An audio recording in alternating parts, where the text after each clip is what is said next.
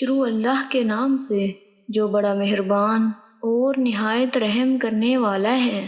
السلام علیکم ورحمۃ اللہ وبرکاتہ۔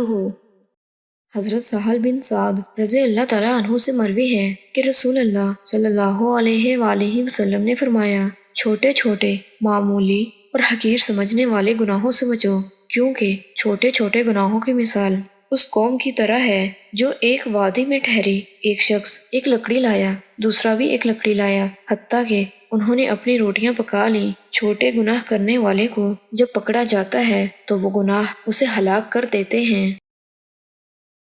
حضرت ابو ہریرہ رضی اللہ تعالیٰ عنہ سے مروی ہے، انہوں نے کہا کہ رسول اللہ صلی اللہ علیہ وآلہ وسلم نے فرمایا، مومن آدمی کا اللہ تعالیٰ کے ہاں ایک مرتبہ و درجہ ہوتا ہے جس پر وہ اپنے عمل کے ذریعے نہیں پہنچ سکتا۔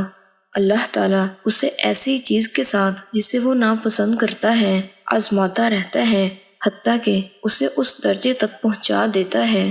یہ السلسلہ الصحیحہ کی حدیث ہے جس کا حوالہ ساتھ موجود ہے۔ اللہ تعالیٰ سے دعا ہے کہ اللہ تعالیٰ ہمیں آزمائشوں میں ثابت قدم رہنے کی ہمت اور طاقت عطا فرمائے۔